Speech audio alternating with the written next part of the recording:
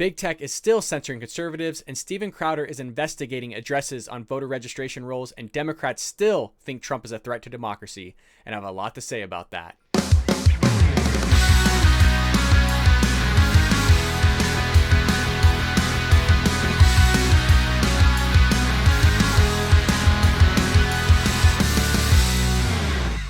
So our lead story of the day is a conservative beauty influencer has been suspended on Twitter. It almost seems like we log on the internet every day or every week and we hear a story or read a story about a conservative being either silenced, banned, or deplatformed.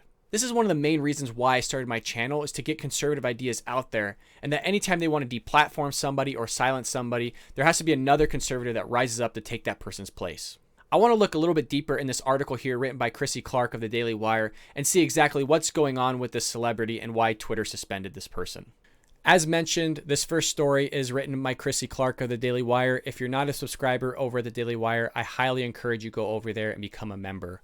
The title is Conservative Beauty Guru Amanda Ensing, hopefully I'm pronouncing that correctly, suspended from Twitter. I'll tell you what, it seems like every week or every day somebody is getting deplatformed, banned, or suspended off some sort of social media website or platform. It starts off by saying a conservative beauty influencer was suspended from Twitter for copyright infringement on a video from 2016, and they're just now getting to it. That's odd. Beauty guru Amanda, who made headlines in early February after Sephora canceled her for holding conservative values, was suspended from Twitter on Monday. Ensing told the Daily Wire that a follower on another social media platform messaged her asking her why she was suspended from Twitter. She said, "I had no idea that I'd gotten suspended, but I checked my inbox and saw an email from Twitter saying due to multiple copyright infringement notifications." According to the social media company, Ensing violated Twitter's copyright policies and videos, though offered no remedy or a way for her to reactivate her account. This isn't the first time we've heard stories like this where Twitter sits there and bans you or suspends you and basically doesn't give you any options of how to get out of it. Isn't that just lovely? Your account has been suspended as a result of the multiple copyright infringement notifications. The email reads, "We cannot offer you advice on whether certain content is authorized for you to use or not, nor can we advise on whether to request a retraction or submit a counter notification. You should consult your own legal counsel if you have questions about these processes. It is your responsibility to know Twitter's policies." The tweet that Twitter linked was a makeup tutorial posted on July 2nd, 2016. Ensing claims that she had no recollection of what song she used, but said it was most likely an upbeat vlog-type song without lyrics or a mainstream pop song. Ensing told the Daily Wire that the copyright infringement email was odd to her because she claims to have deleted tweets that were more than a year old just a few months ago. Interesting. "They suspended me for something that doesn't exist," Ensing claims. The day before her Twitter suspension, Ensing tweeted a meme of Donald Trump at the CPAC that said, "Miss me yet?" when she was on stage. She also tweeted a link to watch Trump live at CPAC. "Seems to me people don't like my political views, so they dug up a video from 2016 that Twitter even says we cannot offer you advice on," Ensing said. Meanwhile, "They leave violence, child pornography, and dictators tweeting about genocide, but my makeup video was against their guidelines." You gotta admit, it is a little bit strange that just a few days after CPAC, she gets suspended on Twitter for a copyright violation claim from something that happened in 2016, 4 years later. Again, just a few days after CPAC, and now you're getting suspended. I'm not saying it isn't legit. All I'm saying is that it's a little bit odd and suspicious how big tech is always trying to find different ways to censor conservatives or conservative values. I want to emphasize this point. If truly there was a copyright infringement claim, Twitter does have every right to suspend an account. But again, the conversation isn't about that. The conversation is about the double standard, how the left applies policies to the right, but doesn't apply those same policies to the left. And Chrissy Clark does a great job here of highlighting Ensing's words by stating, "Seems to me people didn't like my political views, so they dug up a video from 2016 that Twitter even says we cannot offer you advice on." And this is something I've talked about on my channel here, where the left will dig up something in your past, whether it's 4 seconds, 5 seconds, you said a bad word, or you made some sort of mistake in your life. And rather than forgiving you for that mistake, they'll attack you and go after you and try to deplatform you, try to ruin your life, and try to ruin your career for that very thing that you know you made a mistake on, but ask for forgiveness for it. And again, what I said in my previous videos is that's a part of human nature. That's a part of human life, is to make mistakes, grow upon it, learn from it, and become a better human being for it. I really love this next sentence and I want to highlight it. It says, "Meanwhile, they leave violence, child pornography, and dictators tweeting about genocide, but makeup videos was against their guidelines." She does a perfect job. Chrissy Clark and Ensing do a great job here of highlighting the double standard that the left applies. Again, they're only going to apply their policies to the right and they're not going to apply it to the left. They're constantly going to turn a blind eye. You have people on this platform that are calling death to America constantly, again, promoting violence, child pornography, boasting things about genocide left and right. They're not going to bother getting rid of those people. They're not going to bother censoring those types of people, but they're going to go after the conservatives that are touting about free speech, love, forgiveness, religious values, Judeo-Christian values, the founding fathers, the Bill of Rights, the Declaration of Independence, the First Amendment, the Second Amendment, the right for people to peacefully protest, going against violence. We don't want our buildings burning down. We don't want our business violated, vandalized. But hey, we're going to get rid of those people, but we're going to allow the people that want to go in the streets, burn down businesses, light places on fire, hurt people, destroy public property, destroy private property. We'll let those things happen, but the people that are against that happening, we'll get rid of them because they're gross and evil. I'm going to finish the article off here. It says, on February 1st, the French beauty giant Sephora canceled a coveted deal with Ensing. Sephora claimed that she was not aligned with the company's values of inclusivity. Instead of backing down, Ensing doubled down on her political values and started her own makeup line and debuted a merchandise line called Make Makeup Great Again. You know what? Good for her. Don't let the mob go after you. Don't let the mob cancel you. And us conservatives need to be there for one another to help lift each other up. Exactly what Ben Shapiro did with Gina Carano is what we need to do here. So I encourage all of you, male or female, if you're a female, go buy some of her products. Really support her. If you're male, go buy your mom, your aunt, your grandma, your girlfriend, your wife, ex-girlfriend. Go buy everybody this makeup. Support her and get it out there so that we can lift her up and really push back on Twitter for suspending her and really push back on the leftist mob for always trying to deplatform us. So our next story comes from our friends over at Blaze Media regarding Steven Crowder and his investigating journalism regarding the election, specifically the voter registration rules and how the addresses are not matching up to any properties that either exist or do exist and they're just abandoned. So again, this article comes from Blaze Media. It's written by Phil Shiver, and it's titled, Steven Crowder, Missing Former Clinton Staffer Voted from a Fake Address in Nevada in 2020 and Someone Tried to Cover It Up. The article starts off by saying, conservative comedian and Blaze TV host Steven Crowder claimed Monday that an unknown person or group attempted to engage in a cover-up by altering public records to hide the fact that a former Hillary Clinton staffer who has allegedly been missing for 2 years voted illegally in Nevada during the 2020 election. Now, I want to be clear about something, is I do believe that there was election fraud, but I don't believe that election fraud could swing the election. I think there was fraud in all elections. But again, the argument is about not whether it swung the election or didn't swing the election. It's just about if it happened or it didn't happen. Now, what the left is doing is that they're suppressing this information from being released to the public. And so that's what I love about this article and what Blaze Media is doing and what Steven Crowder is doing through investigative journalism is that they're pushing this out there, showing people that there's some abnormalities going on within the last election and that we need to highlight these so that we can fix them so it doesn't happen again. But what the left is doing is saying, no, you can't push this stuff out. There was no election fraud. There was nothing wacky going on in either areas. Look, if something wacky was going on the right, I would want you to call it out. I would want you to investigate it because I want it to stop. I don't think it's right, and I don't think that's something that should be happening. And it's the same thing for the left. If we're going to apply a standard to the right, we must apply it to the left. But the problem is, again, they don't want to apply standards both ways. They only want to apply it to the right when it's convenient, but they never want to apply it to the left when it's not convenient. The article moves on by saying, what are the details? Last week, while investigating addresses listed on voter rolls, Crowder's team discovered that Christina Gupana, who is allegedly a Nevada-based attorney who worked for Clinton's 2016 presidential campaign, had voted from a highly suspicious address during the presidential election.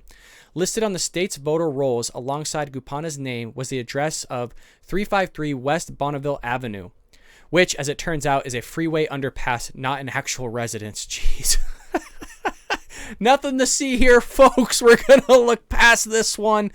By the way, I've heard Crowder has a ton of these, by the way, and it's all public access. Anybody can go check these out, and I hear it's just rampant, the amount of people that supposedly voted from an address that doesn't even exist or is a freeway underpass. You got to love it. But hey, nothing to see here. We're not going to investigate this stuff. Let's just look past it. Typical leftist stuff. I want to fix this stuff. I don't want this stuff to happen on the right, and I don't want to happen on the left. I just don't want it to happen at all. But again, the left doesn't want to look in this stuff because it might just turn out to be convenient for them. It might get them an extra vote. But after Crowder aired a show detailing the dozens of alleged fake voter addresses, Gupana's included, fact-checkers searched public records and found that Gupana's address listed on voter rolls was actually 353 East Bonneville Avenue, which is an apartment complex. Well, that's convenient. At first, it's 353 West Bonneville Avenue, but now all of a sudden it's 353 East Bonneville Avenue. So it seems like Crowder's team kind of screwed up here, but let's see really what happened here. It says, so it was a simple mistake made by Crowder's team, right? Not quite. During a subsequent review of their own investigative work, Crowder's team reportedly discovered that they had not made a mistake. Rather, someone had altered the public record shortly after the show aired on Tuesday night, a suspicious action given the fact that Clark County typically updates data files on Monday. That's extremely interesting and also kind of scary, the fact that this stuff, something so quote-unquote small, even though it's not that small, is being covered up, and clearly there's people watching what conservatives are saying and trying to cover their tracks. I absolutely love this work that Crowder's doing. He needs to get an investigative journalist on his team, kind of similar to what the Daily Wire is doing, and that's why we need to go over and support Crowder by joining Mug Club so he can get more people on his team that could do work like this. According to Crowder, Gupana's file was not the only one that was mysteriously edited. It makes you wonder how many of these things are being deleted or altered just so it caters to the narrative of the left or to cover people's own you-know-what so they don't get in trouble. Titled What Else? What's more is that when Crowder sent one of his team members to the updated address to verify it as Gupana's residence, employees reported that not one by the name Christina Gupana had ever lived there. Crowder's team captured video of the exchange. During Monday's show, Crowder said that the revelations would raise serious questions about voter fraud. Crowder is absolutely right here, is that this is going to raise suspicions about voter fraud, and it should, because he's finding actual evidence by taking public records, going out there and doing some investigative journalism that the left and the big media should be doing, and the left should be allowing this stuff to be published so that people can go out there and see that there's actual problems within our election and that we need to fix them. It's not about one side doing it or the other side doing it. It's just about getting it to stop regardless. If the right is doing it, it's wrong. If the left is doing it, it's wrong, and it needs to stop. But the other side of the coin is this, is that the media and big tech are silencing this information from getting out there. And it's companies like the Daily Wire and Blaze Media that are able to push this stuff out there without the fear of Steven Crowder or somebody like myself being silenced for pushing quote unquote election fraud or voter fraud. What the big tech and media are doing are not only just suppressing this information, but they're making it seem like it's just conspiracy theories and it's just a bunch of fake stuff, like alien stuff that's not really happening, and that it's just a bunch of hubbub, it's just a bunch of smoke, but there's no fire, all this stuff, so that the general public won't end up believing in what the right is pushing. And the sad thing is it's actually starting to work. And Ben Shapiro talked about this on his show on the Daily Wire, is that even the right now in polls is starting to show that they're starting to agree with the left in regards to voter fraud, election fraud, things of that nature.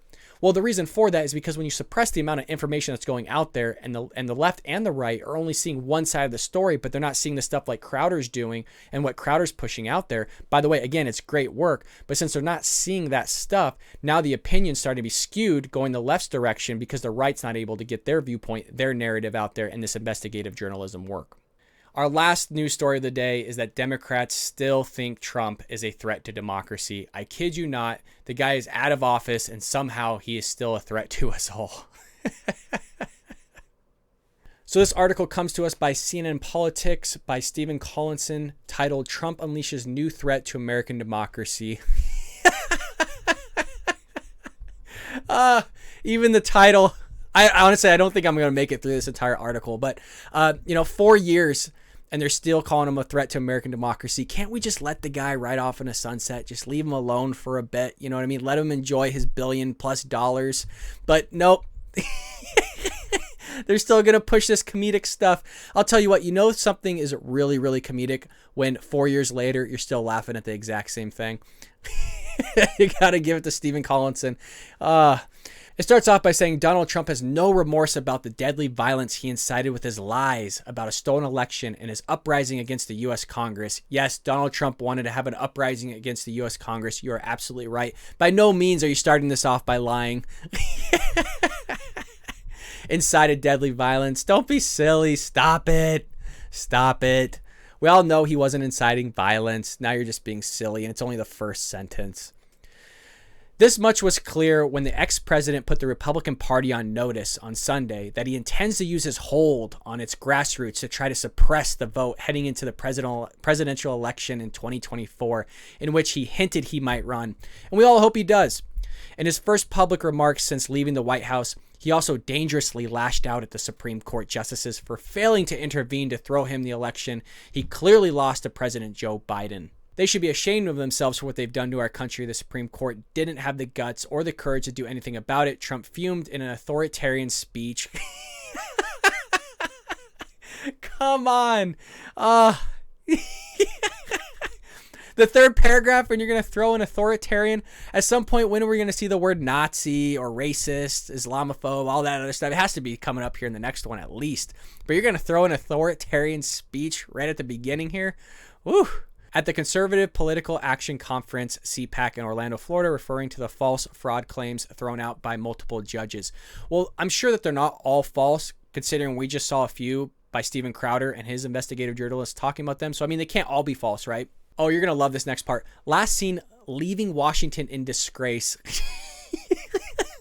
With like 70 million plus votes on the conservative Republican side.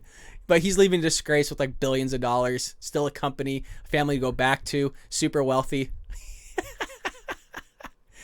The ex-president's self-regarding wander through old political fights emphasized his obsession with revenge at a time when the attention of the majority of the nation, not in his camp, is concentrating on more immediate concerns.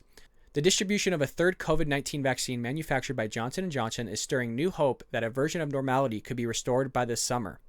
Depending on how it progresses in the Senate, the House passage of Biden's $1.9 trillion COVID rescue plan early Saturday could also accelerate the end of a pandemic that the ex-president ignored completely in his final weeks of office. What a blatant lie. How are you going to sit there and talk about a distribution of a third vaccine and then just say that the president ignored in his final weeks of office? Get out of here, man. You don't know what the guy was doing behind the scenes. Just a grown person wrote this. The embittered former commander-in-chief, however, was locked in his false but damaging alternative reality to which millions of his followers subscribe, that he was the victim of a massive election fraud effort. The last time Trump publicly used the kind of language that he spewed on Sunday was when Congress was certifying Biden's election win and his mob invaded the U.S. Capitol, calling the election of then Vice President Mike Pence, who refused to break the law to keep Trump in power. His latest comment suggested that the fight of safeguard U.S. democratic institutions and free elections did not end when he left the White House, but will be a key struggle in the run-up to the next presidential election. As local and state Republicans seek to narrow access to the polls, Trump, who tried to force officials in Georgia to steal the election for him, called on the GOP to outlaw mail-in and early voting to ensure honest elections, and made racially motivated There we go. I called it. Did I not? By the way, I'm reading this for the first time as I'm going out with you guys. I just saw the title. I thought it would be something good to talk about. But there we go. And made racially motivated insinuations about irregularities in Detroit and Philadelphia. He demanded citizens test for ballot access, said voting should only take place on Election Day. True. That's why it's called Election Day, not Election Week. And called for independent judges to be barred for adjudicating election disputes. The ex-president's warning could be so damaging because he's effectively making his support for GOP candidates in 2022 midterms contingent on them backing his false claims of a corrupt election in 2020. Well, it's not so false, is it, the fact that we just did a story on voter fraud, but, we'll just turn a blind eye to that, just like the big tech and big media are doing here. And in the shorter term, he is seeding even more suspicion about his exit from the White House with conservative voters while providing more potential motivation for extremist groups who support him. Oh, gosh. It's just rampant, man. It's constant. In such a way, Trump's corrupting influence could harm faith in the fairness of U.S. elections, the bedrock of U.S. democracy for months or years into the future. Well, you could have stopped that from happening, right? You could have actually went in and done real audits, not this fake audit stuff. Again, I was an auditor for a bit. The audits that were being conducted weren't really legit audits. You were just going over stuff that was already being counted in the first place. You weren't actually going through things hand by hand and looking at signatures, matching them up to the addresses, making sure the addresses were actually legit. That's going out and doing verifiable auditing. Exactly what Crowder's doing is they're looking at the data and they're going out and verifying it with their own eyes. And we do the exact same thing when we're auditing people's financials. We'll pull some sort of information and we'll go and verify it with our own eyes. We won't just look at it and be like, oh, it looks good. Everything looks good here. We're going to move on. I'm not even going to bother reading the rest of the article. But, in the times of COVID, we all need a good laugh. So be sure to share that with your friends and family so they can get just as much humor out of it as we did. And that is all the news I have for you today. Please be sure to like and subscribe to my channel. Please share this video with your friends and family. And I'll see you next time here on The Bald Brad Show.